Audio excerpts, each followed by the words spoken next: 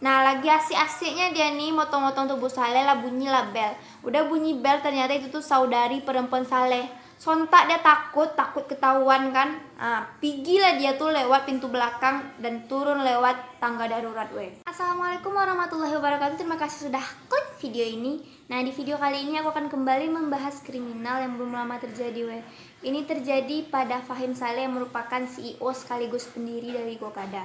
Aku akan ajak kalian untuk membahas lebih lanjut. Sebelum itu kita intro dulu ya.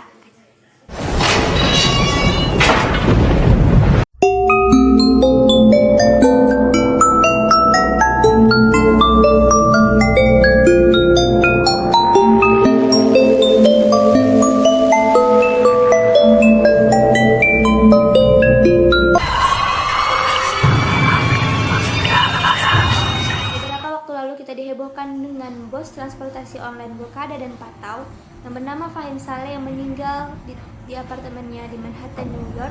Pada saat itu dia ditemukan dengan tubuh yang sudah dipotong-potong. Sebagian tubuhnya tuh berada di dalam kantong plastik. Kejadian ini terjadi pada 14 Juli 2020 lalu.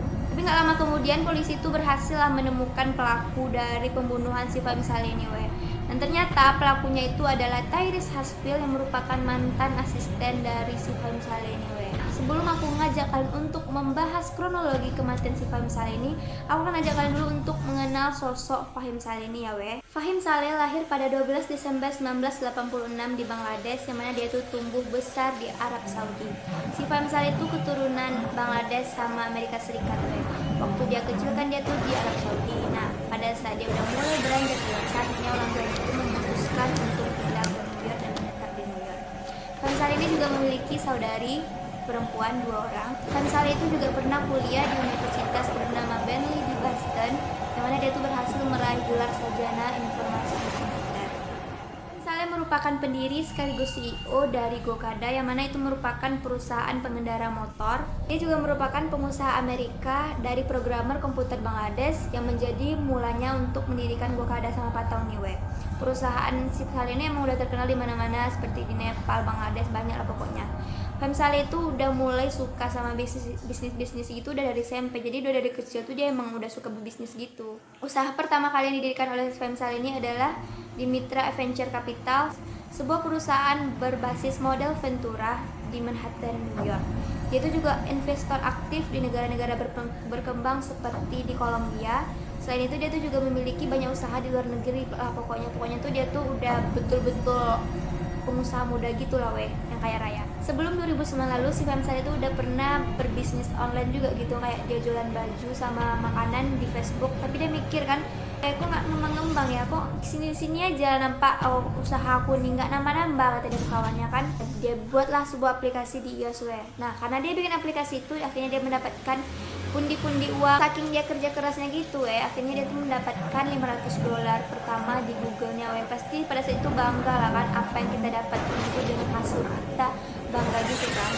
Nah, itulah dilihatin surat itu tuh lah dilihatin lah ke bapaknya. Akhirnya bapaknya tuh mikir, wah anakku nih emang hebat gitulah dalam bisnis gitu kan. Akhirnya dibantulah sama bapaknya ini untuk mengajarkan dia berbisnis online. Nah, dari situlah si Saleh itu berhasil untuk mendirikan perusahaan Gokada. Nah, pada tahun 2009 akhirnya dia tuh diangkat menjadi CEO di Gokada. Pokoknya Fahim Saleh itu pengusaha yang muda dan kaya raya gitu lah weh. Sampai-sampai pada tahun 2020 diperkirakan kekayaan Saleh itu udah mencapai $220 juta. Belum lagi organisasi dia tuh mencapai $100 juta. Belum lagi tempat apartemen dia tinggal tuh milik dia tuh Pokoknya banyak lah macam-macam bisnis si Saleh itu, pokoknya dia kaya raya gitulah. Urusan asmara, si Fahim Saleh udah dekat sama perempuan bernama Remar Arshid. Walaupun keluarga, pacar, sama kehidupan itu bagus lah kan, beruntung lah sama dia, tapi sayangnya dia tuh meninggal dunia dengan tubuh yang terpotong-potong pada 14 Juli lalu, yang dilakukan oleh asisten pribadinya sendiri. Nah, dari sinilah aku akan ajak kalian untuk membahas kronologi kematian Saleh ini ya weh. Pertama, ini diketahui oleh saudari perempuan si Saleh ini yang mengunjungi apartemen si Saleh, karena Saleh itu udah sehari nggak ngasih kabar nih sama keluarganya, alias lost kontak gitu kan. Nah, pada saat dia buka pintu, ternyata dia melihat bahwa saudara laki-lakinya alias si Saleh ini udah dipotong-potong sama orang. Sontak dia terkejut, dia teleponlah polisi. Akhirnya polisi datang ke TKP dan memeriksa apa yang terjadi gitu kan. Saat polisi itu datang ke TKP, polisi itu melihat bahwa si Saleh itu di samping jasad si Saleh itu mah udah ada gergaji besi dan sebagian tubuh Saleh itu udah berada di dalam kantong plastik sampah. Lalu polisi melakukan pemeriksaan termasuk di CCTV apartemen, tapi nggak mungkin lah aku lihatkan kan, lagian itu tuh juga privat si Saleh, nggak boleh dilihat privasinya aja gitu kan. CCTV itu terlihat pada 13 Juli 2020 lalu bahwa Saleh ini sedang berada dalam lift bersama seseorang yang memakai baju serba hitam, memakai sarung tangan, memakai topi dan membawa ransel.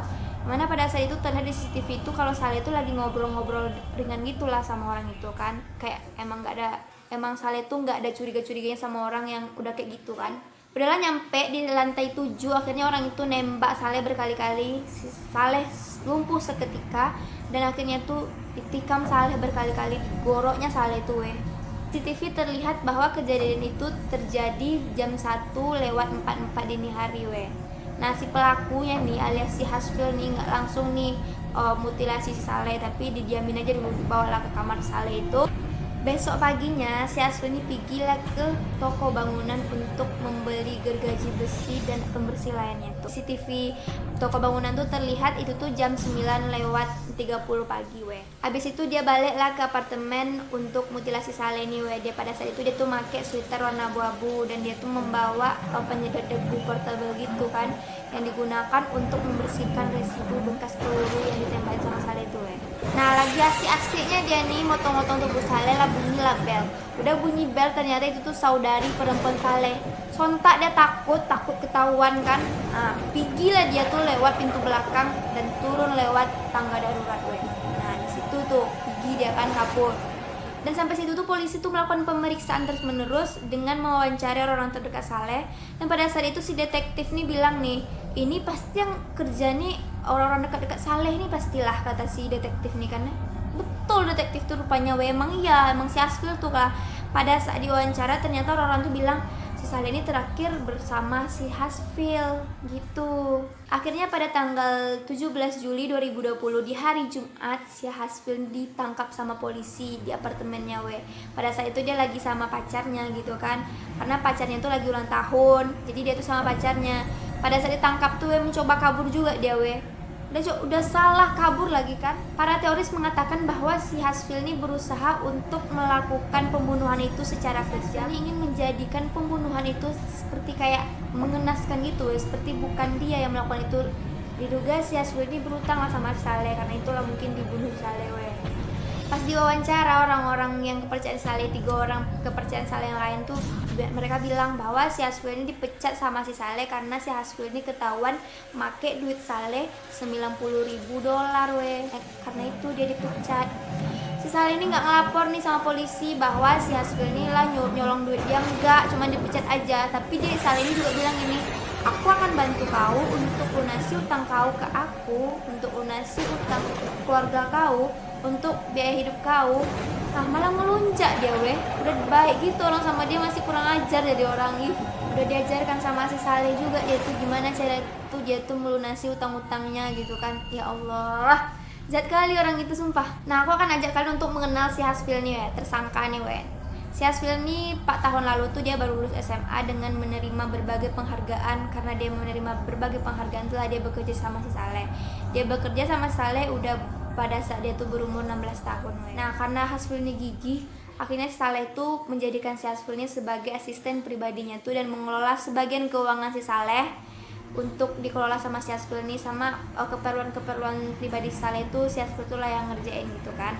Dan dikatakan juga bahwa Saleh ini ngasih gaji yang cocok kok untuk si Hasfil ini, karena Hasfil ini aja bisa membayar utang-utang keluarganya saat dia bekerja sama si Saleh gitu lah Hasfil ini tinggal di apartemen Gutur Avenue di Brooklyn, yang mana tetangganya tuh bilang bahwa si Hasfil ini baik-baik aja kok, dia nggak macam-macam kok orangnya, malahan dia tuh damai-damai aja sama orang-orang seunit dia. Pokoknya dia ramah deh gitu.